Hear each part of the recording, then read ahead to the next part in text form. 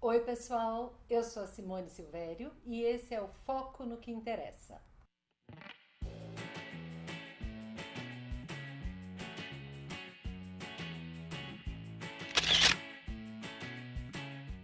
E hoje a gente está aqui com o Daniel Freitas. O Daniel é um fotógrafo que tem um trabalho incrível com famílias, fotografia documental, 24 horas, isso ele vai contar pra gente. Tudo bom, Daniel? Tudo ótimo, obrigado Prazer, pelo convite. eu que agradeço, prazer enorme estar aqui, ter você aqui com a gente, a nossa primeira entrevista. E aí, Dani, eu queria que você contasse um pouquinho pra gente. Primeiro, me conta como foi que você entrou na fotografia, assim, há quanto tempo? Eu sei que você não é fotógrafo desde sempre, né? Então eu queria saber um pouquinho como é que a fotografia entrou na sua vida. Tá bom. Na realidade, assim, eu acho que todo mundo hoje é um pouquinho fotógrafo, né? Todo mundo gosta de trabalhar com fotografia e brincar com fotografia no seu dia a dia, e comigo não foi diferente. E eu trabalhei, na realidade, assim, quando eu tinha meus 17, 18 anos, eu tinha uma câmera analógica lá de filme e era minha companheira, ia comigo em qualquer lugar, eu no meio dos amigos, eu era sempre aquela pessoa que estava com a câmera, era sempre o responsável por depois ir revelar algumas fotos e entregar algumas fotos daquele dia para alguém. Só que assim, a gente acaba começando a ter as próprias responsabilidades, né? E eu me vi naquela situação de talvez não conseguir, na minha imaginação, na minha cabeça, de não conseguir sobreviver de fotografia.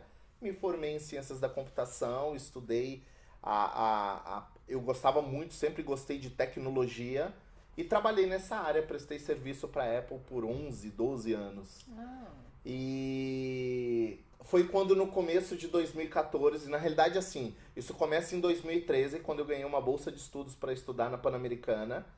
E aí foi onde eu comecei a entender um pouquinho mais a fotografia, a história da fotografia, as saídas fotográficas me deixava com muita vontade de fotografar principalmente pessoas. Em janeiro de 2014 foi quando eu assinei a minha demissão na empresa, meio loucura, porque eu não tinha carteira de clientes, eu não sabia muito bem o que eu ia fazer. Eu meio que deixei as portas abertas na empresa, porque se desse qualquer problema eu voltava. mas você já tinha clientes, você já estava fazendo trabalhos Na profissionalmente. realidade, assim, eu meio que fui de enxerido em dois casamentos de amigos, Aham. onde eles já tinham um fotógrafo contratado, e eu pedi autorização para levar minha câmera. E uma dessas amigas que casou, ela preferiu, eu quando entreguei as fotos, ela gostou mais das minhas fotos do que do fotógrafo que ela tinha Contratado. contratado. Olha. Aquilo foi meio que me deu uma motivação a mais pra falar, meu, eu acho que vai dar certo. E o segundo casamento também foi um amigo que ele falou, olha, uma amiga minha vai casar, ela tem um fotógrafo já, mas o casamento vai ser num sítio, num local lindo, casamento pegando o pôr do sol. Vamos comigo. E eu tinha uma câmera que era, eu comprei de um amigo, era uma câmera cheia de fungos assim, então quando você jogava no Lightroom, eu demorava mais tempo para limpar a foto do que para editar. E eu tinha uma Aham. lente, uma 50 milímetros 1.8, era o equipamento que eu tinha. E eu fui assim, como eu não tinha Mas responsabilidade, você tinha o olho, né? O é, principal equipamento do mas o que era mais fotógrafo. legal é que eu não conhecia aquele casal e eu não tinha responsabilidade nenhuma de entregar. Se eu chegasse no final do casamento e não tivesse nenhuma foto, tanto faz. Mas foi incrível e eu tenho uma das fotos que eu mais gosto de casamento que eu fiz até hoje é desse casamento, Olha. onde ela tá enxugando a lágrima do noivo e ela fala que tipo foi as melhores fotos que ela já recebeu e ela gostou mais dessas fotos do que do fotógrafo também. Não, você vê, né? Muita gente me pergunta sempre sobre o equipamento, o que que eu tenho que ter, o que que é o mais importante. E eu falo sempre isso. É importante ter uma câmera profissional que te dê imagens boas, né, que tenha um monte de recursos, conhecer a técnica para usar tudo isso, mas se você tem uma sensibilidade, né, um olhar fotográfico, se você está ligado nas coisas, né, esse lance, uma lágrima que ela foi enxugar do noivo, é um momento que nitidamente você está ligado no que está acontecendo ali. E o Você engraçado, podia registrar com qualquer câmera. e o engraçado é que ela fala, os momentos mais decisivos do nosso dia, o fotógrafo contratado não tem essas fotos. Porque eu acho que ele também vem de uma linha mais tradicional.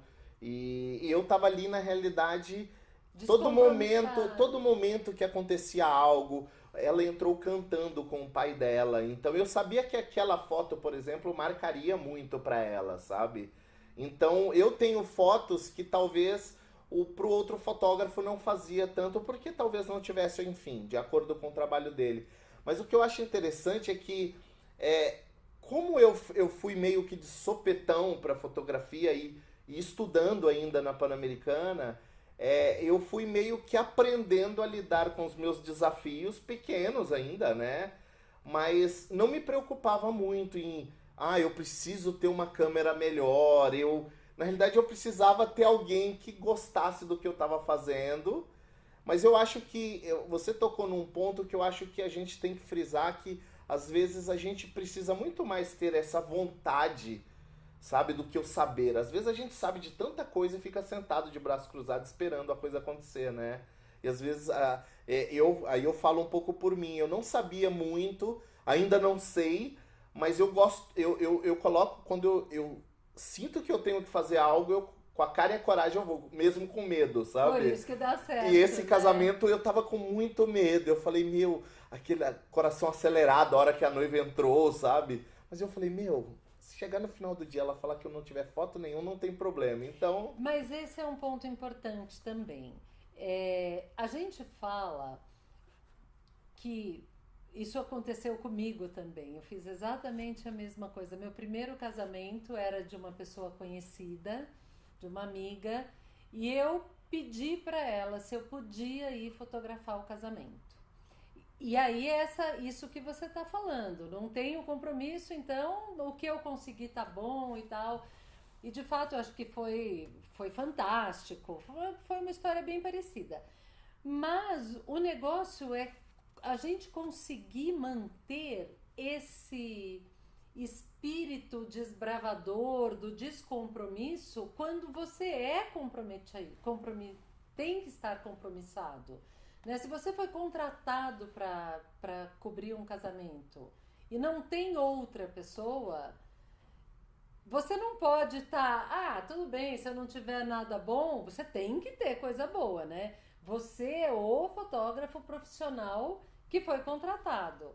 E ao mesmo tempo você tem que se liberar para estar ligado no emocional, no dia a dia. eu sempre né? penso assim, e pensei quando eu comecei a me imaginar trabalhando, me dedicando somente com a fotografia.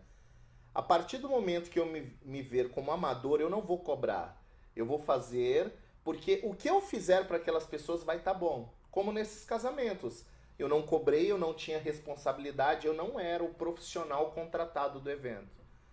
Porque eu pensei, a partir do momento que eu cobrar, independente do valor que eu for cobrar, eu tenho uma responsabilidade com aquelas pessoas. Exatamente. Então, eu sempre tive muito isso comigo. Eu quero estar seguro de um dia ter que assumir a responsabilidade de um casamento. E aos poucos eu fui percebendo que é muito, por exemplo, um evento hoje, é muito maior do que fotografar em si. Porque você tem ali os backups. Se o seu equipamento hoje já vale uma boa grana, imagina a partir do momento que as fotos daquele evento estão dentro daquela câmera, estão dentro dos cartões daquela câmera. Aquele valor, na realidade, não tem valor, porque se você perde aquilo, e aí? Então, eu sempre fui muito preocupado com isso, e eu acho que esse foi um dos pontos principais, por não ter tido problemas, de querer principalmente essa parte de relação com as pessoas, e isso eu acho que foi levando um pouquinho o meu trabalho para outras pessoas. Então, mas me conta um pouco. Você iniciou com a fotografia de casamento. Eu sei que você ainda faz um pouco, né? Alguma coisa de casamento, de eventos, assim. Mas principal do teu trabalho, o que realmente te projetou, e imagino eu que seja o que está, né, te mantendo muito ativo e tal, é o projeto do documental de famílias, que é o 24 Horas. Isso aí. Conta um pouquinho. Eu sei, gente, eu sei o que é o 24 Horas, porque ele fez isso comigo, com a minha família. Mas eu queria que você explicasse um pouco o que é 24 Horas, de onde veio, como funciona isso. Então, eu não posso falar do 24 Horas sem falar dessa parte do relacionamento. Eu acho que hoje, para você ficar, por exemplo, com uma família, como eu fico por 24 horas, na rotina deles, isso está muito ligado à confiança. Muito 24 horas mesmo. Às vezes até mais. Dorme lá. Durmo lá, dorme, acorda. Isso, a cara de sono é para todo mundo, inclusive do fotógrafo. Agora, o mais interessante disso é que, muito mais do que se o fotógrafo é bom, é qualificado ou não, a confiança é a parte principal desse trabalho. Porque você vai estar ali com aquelas pessoas, na rotina delas, na casa delas. Então, isso foi criado muito antes, quando eu comecei a fotografar famílias em parques, fazendo sessões de fotos. Isso foi fazendo com que essas pessoas gostassem do meu trabalho, indicassem o meu trabalho, por ser sessões mais leves, onde eles não precisavam ficar tão duros naquela sessão de fotos. Eu sempre deixei as famílias muito à vontade, as crianças. Eu gostava de pegar a criança correndo, eu corria junto. E até que uma dessas famílias virou e falou: Daniel, eu queria que você fotografasse a gente em casa. E aí eu fui fazendo aquela espécie de lifestyle, onde eu coordenava, onde eu instigava as crianças a acontecer as coisas, para buscar as reações delas. Até que teve um dia que eu acho que essa foi, sem dúvida nenhuma, a parte principal de eu querer algo um pouquinho mais... Foi o clique. De querer algo mais orgânico, algo menos produzido. Aí eu tava fotografando uma criança na banheira, devia ter 1 aninho ali, 2 anos, e a mãe contando pra mim que o filho dela odiava tomar banho. Ele odeia tomar banho, ele chora o tempo todo, e ele tava chorando. Só que uma dessas horas ele bateu a mão na água, espirrou água no rosto dele, ele deu uma gargalhada. E eu fiz essa foto. Aí eu mandei essa foto pra mãe. A mãe publicou essa foto no Facebook como se o filho dela fosse o Aquaman, sabe? Fosse apaixonado por água. Eu falei, é mentira isso. E eu falei, eu vou ser responsável por ajudar a contar essa mentira. Porque um dia ela vai falar pro filho, ou vai ter aquelas conversas de almoço, você odiava tomar banho. Não, e aquela foto que eu tô dando uma gargalhada? E eu falei, não, eu quero poder publicar ou mostrar para as pessoas que tem beleza na criança chorando também. Aquilo é real, aquilo é o dia a dia. E foi através disso que eu procurei, na realidade, algumas famílias que eu já fotografava. Na realidade, eu já viajava para outros estados fotografando famílias em sessões de fotos curtas, de 1h30, de 2 horas. Eles já pagavam minha locomoção, tudo para poder ficar ali 2, 3 horas com eles. Uhum. Até que uma dessas famílias, que é de Recife, que inclusive eu tô indo para lá amanhã, fotografar mais um ano essa família, eu já iria ficar 2 dias com essa família. E foi onde eu falei, agora é a hora. Eu vou ter a chance agora. Cheguei pra mãe e falei, e se eu passar o dia com a câmera na mão fotografando vocês? Ela falou, eu vou amar. Pode ficar tranquilo, vai ficar à vontade aqui. E quando eu voltei com esse material, óbvio que eu ainda estava me descobrindo, onde eu não dirigia. Em algumas situações eu acabei dirigindo. E para essa linha documental não tem que ter direção. Eu fico mais deixando as pessoas... Na realidade eu não quero interferir no que elas estão fazendo. Só que nessa primeira vez eu não tinha muita noção. Às vezes eu queria dirigir e aquilo, sabe? Mas quando eu voltei eu tinha muitas fotos onde eles estavam sendo eles. E aquilo me deixou muito à vontade de montar. Na realidade, não fui eu que criei nada disso. A fotografia documental já tem há muito tempo. Ela vem de vertente de fotografia de guerra, de fotografia... A fotografia jornalística mesmo. E aí, a primeira pessoa, o primeiro fotógrafo que eu tive como referência nesse tipo de fotografia comercial é uma fotógrafa americana chamada Kirsten Lewis. E ela criou um projeto chamado One Day in Life, onde ela passava o dia inteiro com a família, fotografando a rotina da família. E ela vendia esse tipo de trabalho. E eu achei incrível, porque eu falei, meu, quem vai querer pagar para ter fotos dos filhos chorando, brigando? Só que isso, de repente, cresceu muito rápido. E aí a gente vê que aqui no Brasil já tinha uma referência que já estava caminhando, fotografando a própria filha e começando a vender isso para outras famílias, que era o Renato de Paula.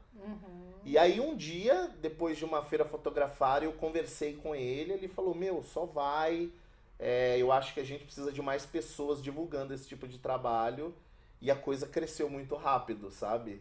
Eu acho que tinham muitas famílias carentes de ter esse registro mais genuíno, sabe? Mais ali no fundo mesmo daqueles relacionamentos familiares. Inclusive, se vocês quiserem dar uma olhada no trabalho do próprio Daniel, da Kirsten Lu e do Renato de Paula, que ele está falando, tem o link aqui embaixo. Se quiser conhecer com um pouco mais de detalhe, tá no nosso site também. Tem um monte de coisa sobre tudo isso que a gente está falando.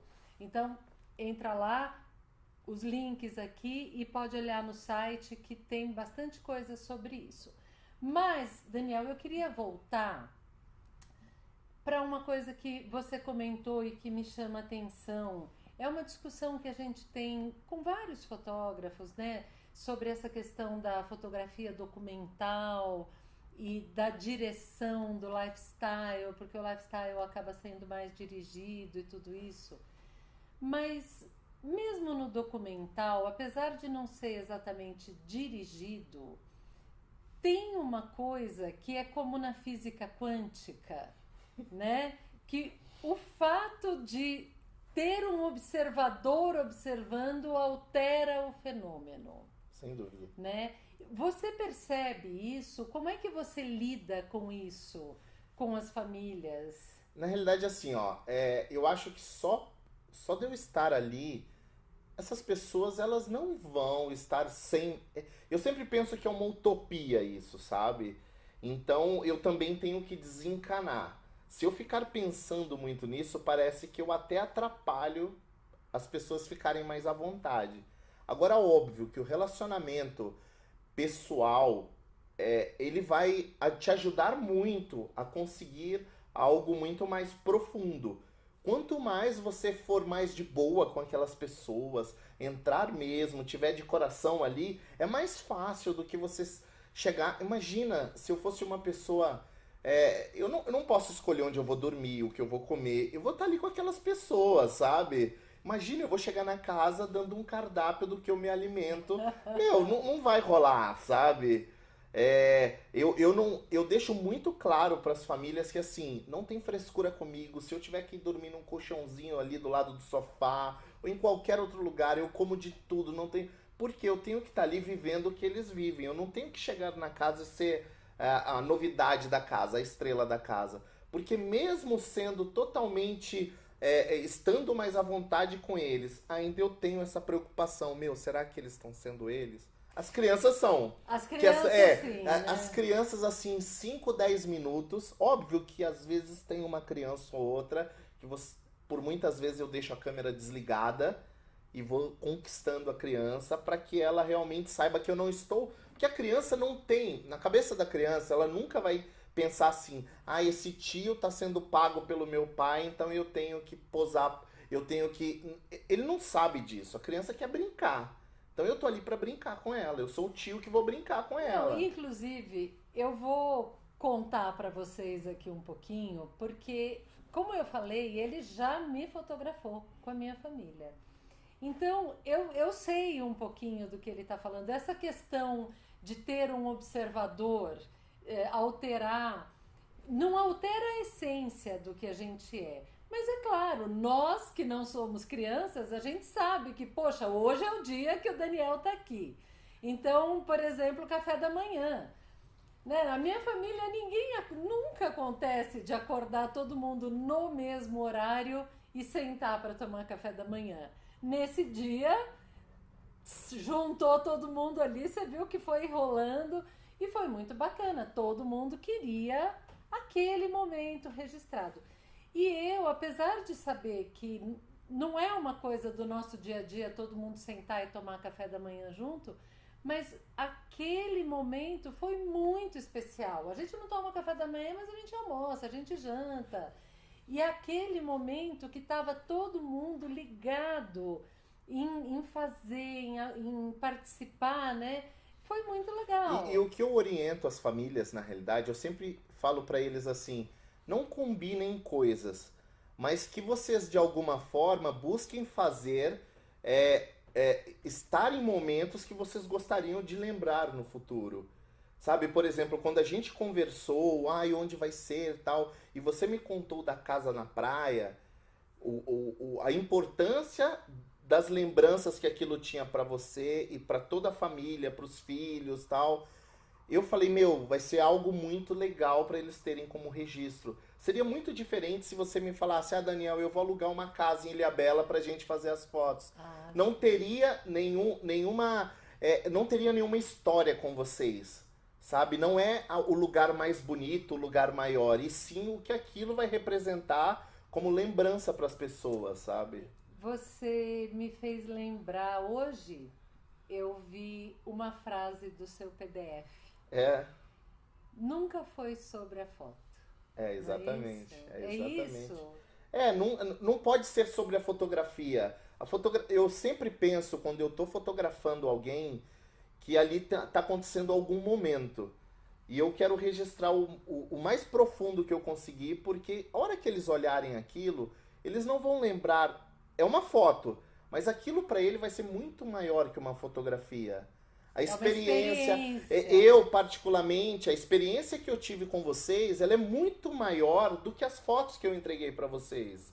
O que eu vivi, as histórias que eu escutei, sobre N coisas que, por mais que eu estava ali de coração, eu não consigo ser tão profundo. As histórias das crianças, das viagens, dos cachorros, sabe? Então é algo que para mim como bagagem, e aí a gente entra em N fotógrafos que já ensinaram a gente que a gente não fotografa só com a câmera, né? Essa bagagem que a gente cria com as pessoas, elas vão estar me moldando ali para conseguir estar mais dentro dessa fotografia, dentro desses momentos com outras pessoas também, entendeu?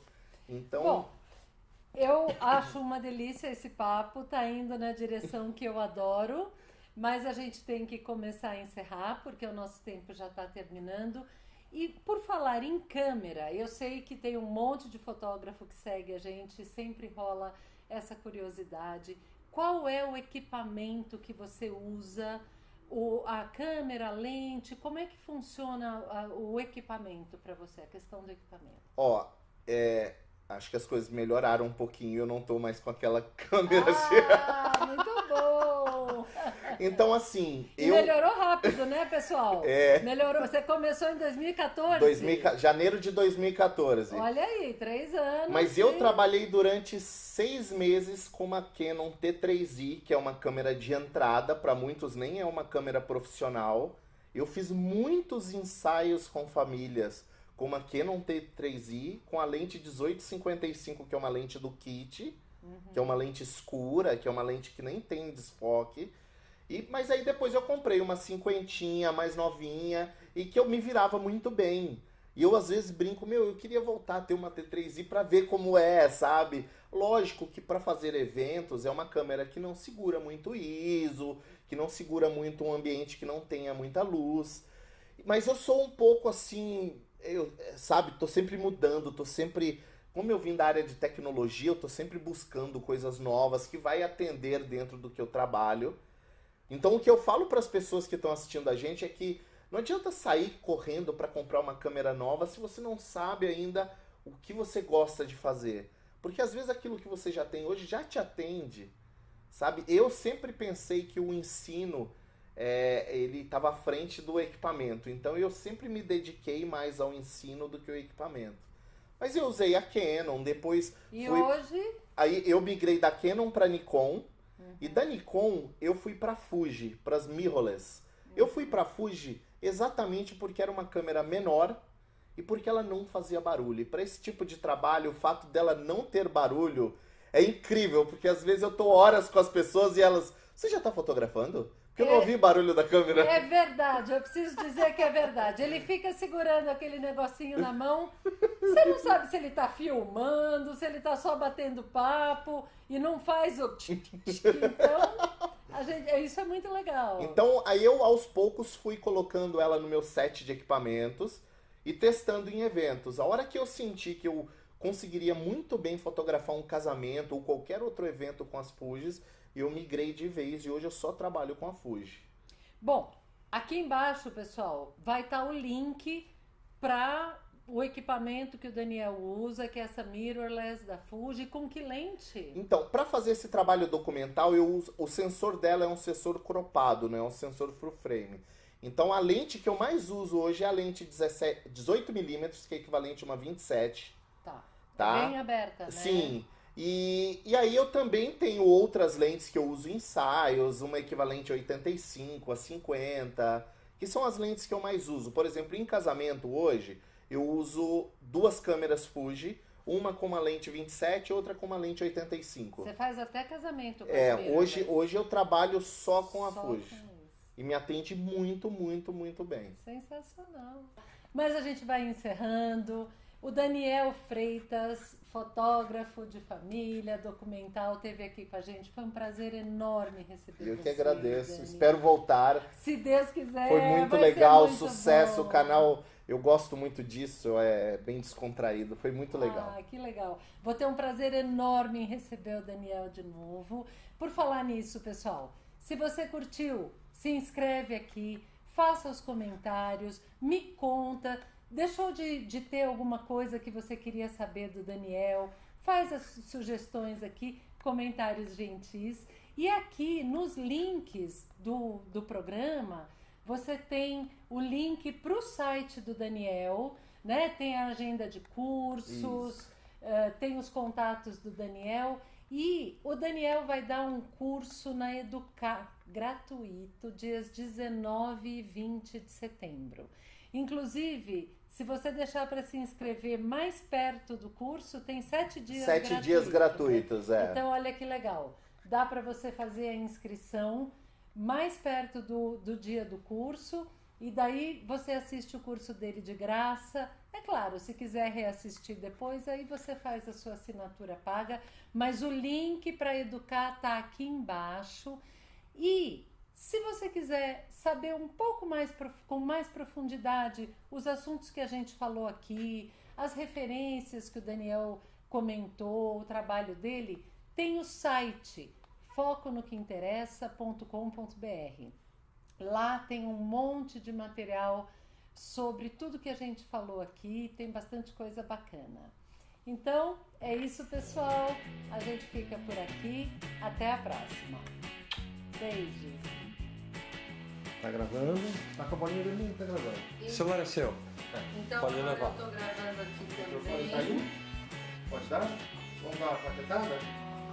Pera, Pronto. tá tudo ligado aqui também? Tudo certinho? Então vai, pera. Deixa eu ver se aparecem todos. Bota aí. Isso, beleza. Foco nos interessa com Daniel Freitas.